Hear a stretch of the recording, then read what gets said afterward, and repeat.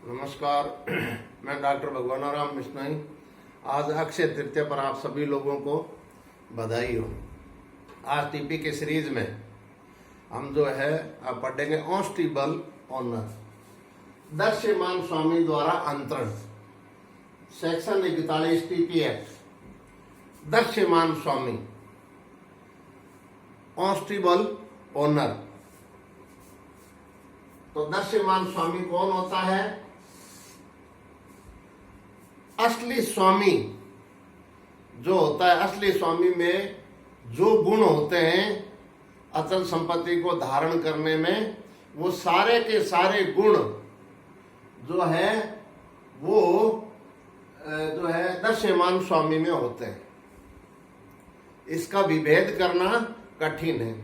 ठीक इसी तरीके से वो असली स्वामी तो नहीं होता है, लेकिन असली स्वामी के सारे आवरण गुण जो है दर्श्यमान स्वामी में होते हैं। इसको कहते हैं on all forms. On all forms जो असली मालिक में गुण होने चाहिए, कैरेक्टर्स होने चाहिए, वो भी दर्श्यमान स्वामी में है।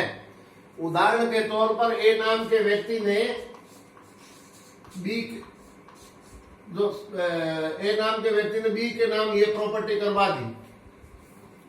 ए अपने नाम नहीं करना चाहता था और बी के नाम करा दे। बी मान लीजिए भतीजा।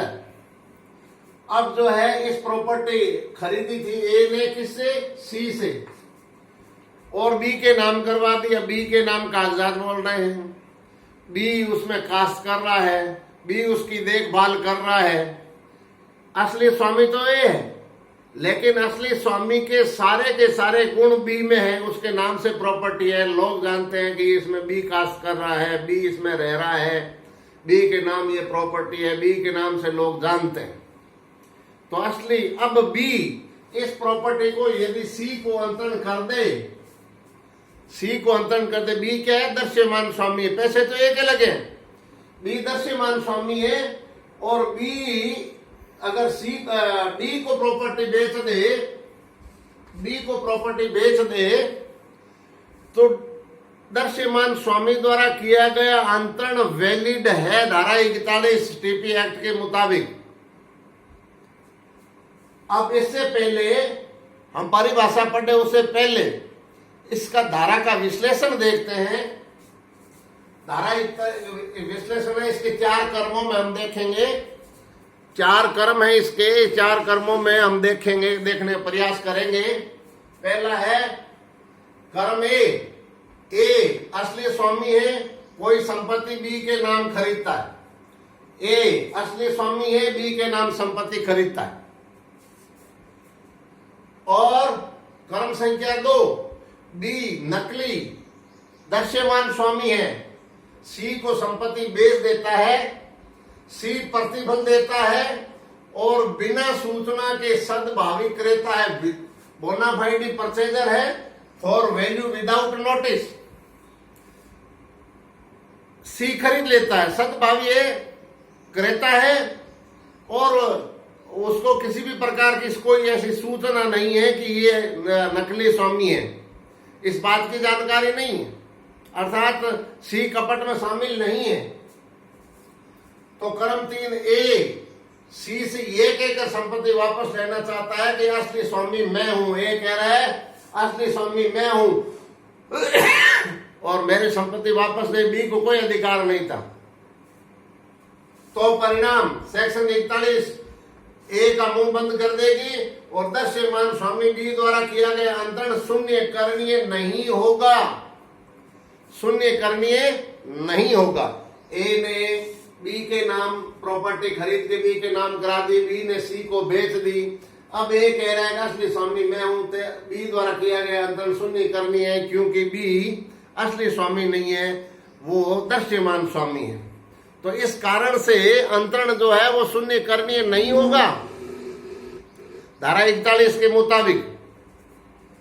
अब जहां की इसकी परिभाषा देखते हैं, जहां की अचल संपत्ति में हितबद्ध व्यक्ति हो, अचल संपत्ति में हितबद्ध व्यक्ति हो, अर्थात ए या ए के परिवार ने बी के नाम संपत्ति करा दी है, व्यक्तियों की स्पष्ट एक्सप्रेस कंसेंट थी या विवक्षित इम्प्लाइड कंसेंट थी कि ए या ए के जो भी है वो बी को स्पष्ट कंसेंट, एक्सप्रेस कंसेंट, विवक्षित आणविक सहमति थी से कोई ऐसी संपत्ति का दृश्यमान स्वामी है बी, तो अंतरण शून्य करणीय नहीं होगा।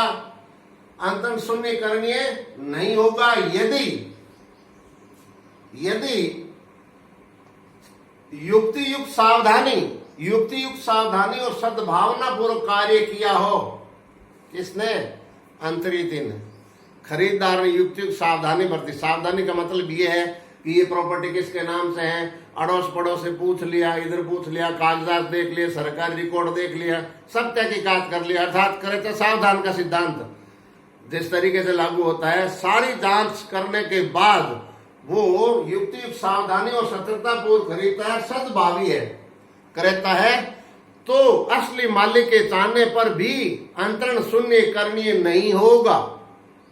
अंतरण शून्य करणीय नहीं होगा। नोटा बेना, इससे पहले होता था तो एक नया एक्ट आया, transaction prohibition of right act 1988। Transaction prohibition of right, bracket में क्लोज में है, right to recover property act 1988 में ये एक्ट आया, इनेक्ट किया गया। इस एक्ट के द्वारा धारा 141 में ऑनस्टेबल ओनर द्वारा किया गया, दृश्यमान स्वामी द्वारा किया गया अंतरण वैलिड है, इससे इसको मान्यता मिली। अब इसमें स्प्रेड थ्योरी, जिसको कहते हैं doctrine of holding act, doctrine of holding act, फैलाव का सिद्धांत।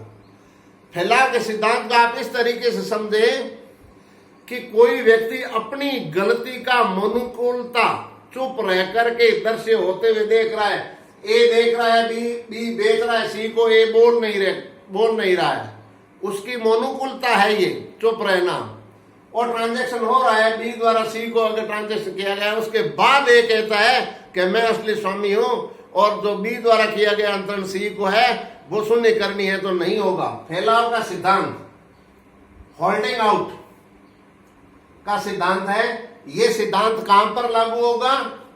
बंधन, कोई मॉर्गेज की है, दान गिफ्ट की है, प्रॉपर्टी को विक्रय किया है, या अन्य अंतरण पर लागू होगा। फैलाव का सिद्धांत मान्यता प्रदान करेगा इन चीजों पर। अपवाद इसके हैं हिंदू विधवा, संरक्षक, संयुक्त हिंदू परिवार के कर्ता, मंदिर का सेवायत, मठ का महंत पर यह लागू नहीं होगा फैलाव का सिद्धांत, क्योंकि वहां पर जो है वो एक प्रकार से ट्रस्ट आदि की स्थिति होती है, तो वहां पर नहीं होगा। लेकिन अगर बी ने, दृश्यमान स्वामी ने बंधक कर दिया है, दान कर दिया है, विक्रय कर दिया है या अन्य अंतरण कर दिया है, तो उस पर लागू होगा। फैलाव के सिद्धांत के आवश्यक तत्व हैं 5। पहला, दृश्यमान स्वामी और असली स्वामी का होना चाहिए। दृश्यमान स्वामी, ऑनस्टेबल ओनर और real owner. Number 2, real owner द्वारा कंसेंट दी गई थी, चाहे कंसेंट एक्सप्रेस थी चाहे इंप्लाइड थी, आणविक थी, उससे कोई फर्क नहीं पड़ेगा, कंसेंट जरूरी है। अगर बिना कंसेंट के कोई ए नाम का व्यक्ति है, बी इस प्रॉपर्टी ऊपर कब्जा कर लेता है, कपट से अपने नाम करा लेता है, तो ये लागू नहीं होगा। कंसेंट से करवाई थी ए ने ये संपत्ति बी के नाम, तो अगर कंसेंट है ए की या एक उसके नाम से करवाई गई थी, कब्जा नहीं किया, धोखे से नहीं लिए, भूल से नहीं लिए, कपट से नहीं लिए, इसने कंसेंट होनी आवश्यक है। रियल मालिक की कंसेंट थी एक्सप्रेस, स्पष्ट या इंप्लाइड। फिर आता है property transferred by unstable owner, संपत्ति का अंतरण होना चाहिए। और संपत्ति का अंतरण किसने किया है? दृश्यमान स्वामी द्वारा किया जाना चाहिए, तो धारा 41 लागू होगी। दृश्यमान स्वामी द्वारा अंतरण किया जाना चाहिए। फिर है अंतरिति ट्रांसफरी, अंतरिति युक्ति युक्त, सद्भावी और सह प्रतिफली हो। बोनाफाइडी है परचेजर और विथ कंसिडरेशन है बाजार मूल्य के मुताबिक दाम चुकाया सी ने।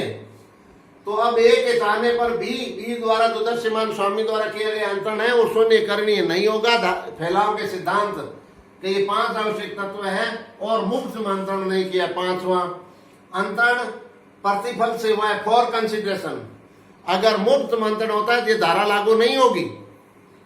तो दोबारा है इसमें 5 आवश्यक तत्व है फैलाव के सिद्धांत, तब भी धारा 41 लागू। दृश्यमान स्वामी और रियल स्वामी सहमति होनी चाहिए। रियल स्वामी की चाहे एक्सप्रेस इम्प्लाइड हो और संपत्ति का अंतरण होना चाहिए प्रॉपर्टी का, और किसके द्वारा?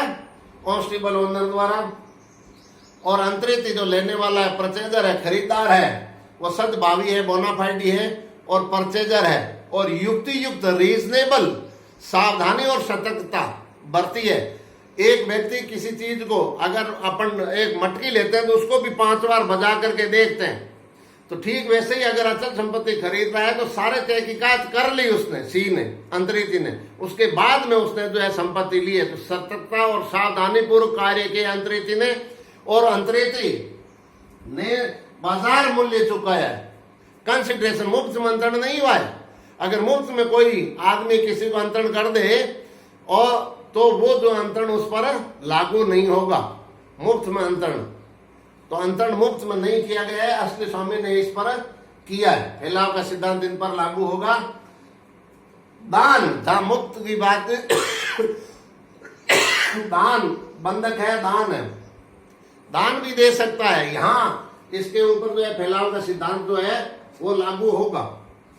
दान में भी अपवाद है।